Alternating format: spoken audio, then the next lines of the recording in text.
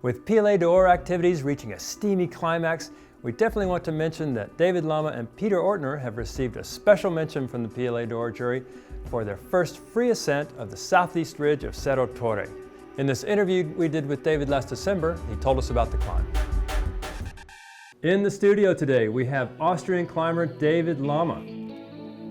He had an amazing year of climbing this year. He started off climbing the first free ascent of the Compressor route on Cerro Torre, followed that up with a fast, stylish ascent of Eternal Flame on Nameless Tower. David, welcome to Epic TV. Hi, nice to meet you. Yeah, you too. You've had a great year in the Alpine. You even ticked off one of your all-time life goals. You put up the first free ascent of the Compressor route on Cerro Torre. Can you tell us about that climb? That was definitely one of the biggest things I could achieve so far, because, you know, I had this idea of free climbing Cerro Torre in 2008 when I went to Coachamo Valley in Chile, and I saw this picture of Cerro Torre, and from then on I just had this vision in my mind.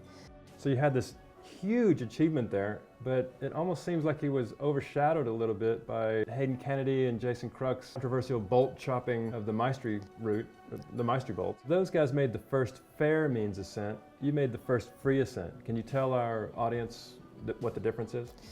You know, in 1970, Maestri put up the so-called Compressor route with a compressor and a power drill, and he put more than 300 bolts into blank faces that would have never been climbed without this compressor.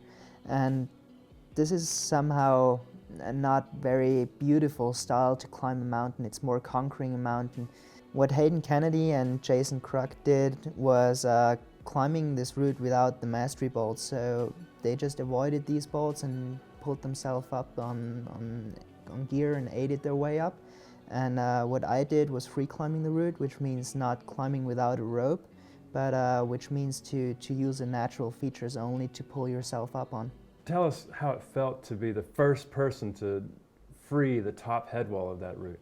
You know, the top head wall is not so beautiful to climb. It's some 7B climbing on some pretty loose rock and some big flakes. But getting to the summit then, you know, I felt definitely some relief, because, you know, I had this project, this vision for so long, and then finally could free the route.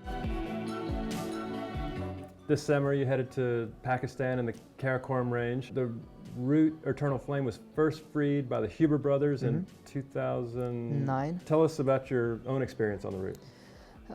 You know, Eternal Flame is a really beautiful route. Like on Triangle Tower, the rock is just perfect, and especially the cracks on Eternal Flame are perfect. It's all hand jumps basically for 1,000 meters. And I wanted to go there to free the route, but there was just too much ice in the cracks, and we ended up aiding a few pitches.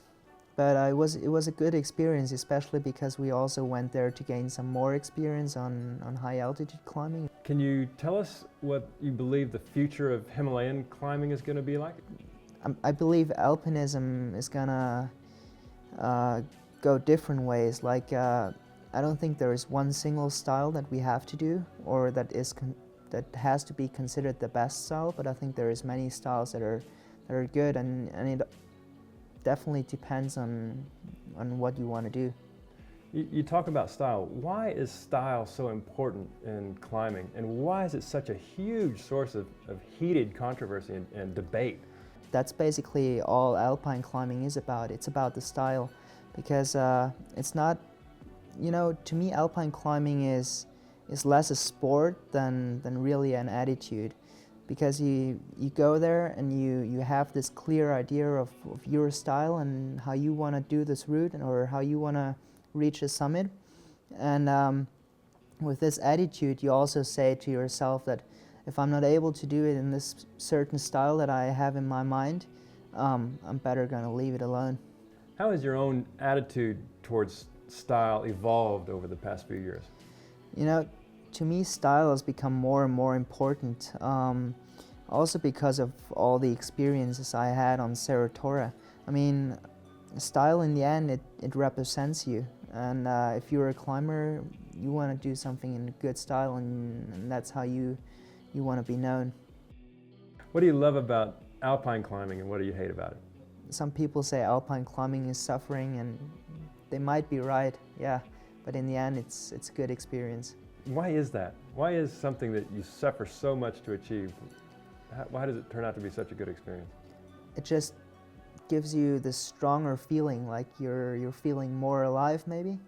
What's coming up? What's ahead? In January I'm gonna fly to Patagonia again for my 4th consecutive year, and then I might fly to Alaska in April, and definitely going back to Pakistan in summer, but it's not 100% clear what we're gonna go for there. So how do we follow you on all your great adventures? You know, I got a Facebook page, I got a homepage, Okay. and I hope I can come back to Epic TV again. Glad to have you back anytime. Awesome. Best of luck. Thank you.